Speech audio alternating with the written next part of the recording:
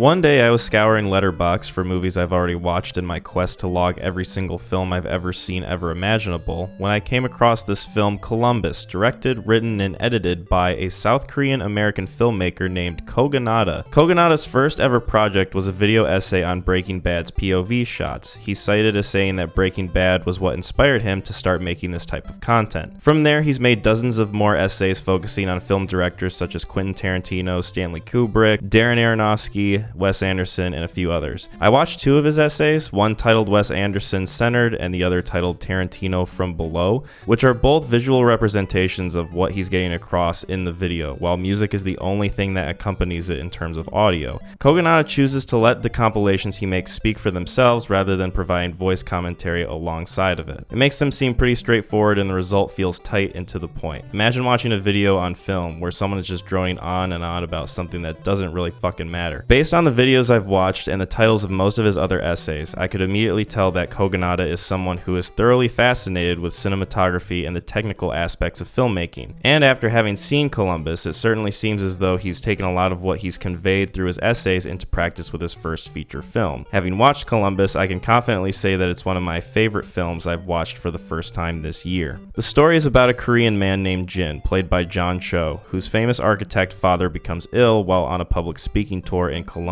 Indiana. In Columbus, Jin meets Casey, played by Haley Lou Richardson, a young American woman who is also passionate about architecture, much like Jin's father. The two form a strong bond, and the movie quickly becomes about their newly discovered friendship, as well as the personal struggles they each endure and how that intertwines in both of their lives. I'm going to say this right now, that you should check this film out before continuing this video, because I suggest going in as blind as you can. I won't be going into heavy spoilers for this review, but I just wanted to point it out just in case you're someone like me who enjoys watching movies without knowing much about them before going into them. With that being said, let's continue. I really love the writing and character dynamics in this film. John Cho and Haley Lou Richardson have amazing on-screen chemistry together. Every single scene they share feels natural and nothing ever feels forced or janky in this movie. You get the sense that they had this instant connection with each other and it really helped elevate the characters. No one felt too over the top or unbelievable, and at the same time no one felt too dry or uninteresting. The main draw in the script of this film comes from the relationship of the two leads and seeing where it progresses for each of them. They have their own separate issues that happen to them, and they use those issues to come together and not only build a stronger bond with each other, but also kind of use their time together as a series of therapy sessions of sorts. It's really captivating and I believe is the backbone of the entire film. Next, I wanted to touch on the cinematography. With a big theme of this film being about how architecture makes you feel, it was important that Kogonada effectively convey that through the visualization of the movie itself, and I think he absolutely nailed it. This film is very visually pleasing to look at. Every single shot,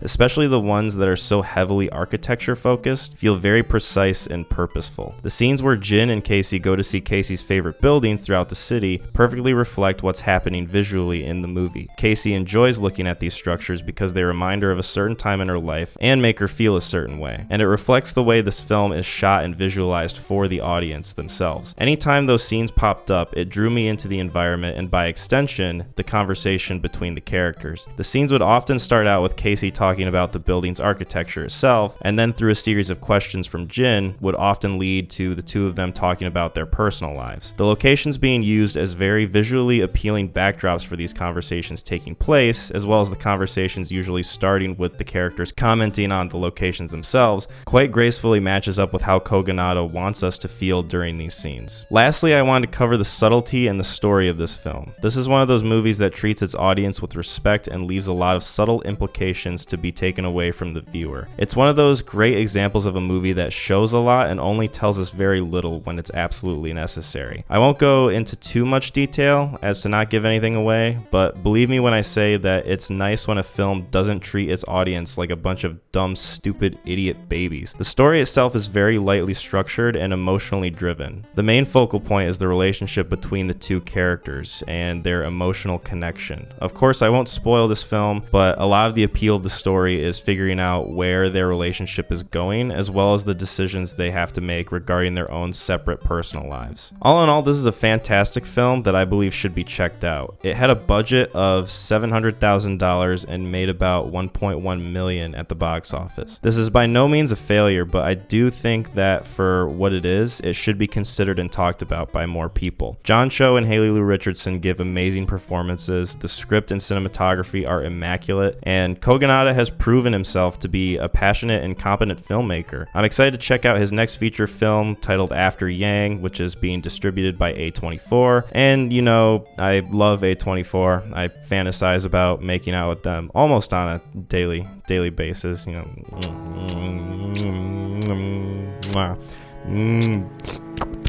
With that being said, I give this film a 10 out of 10. Watch it or I will kill you.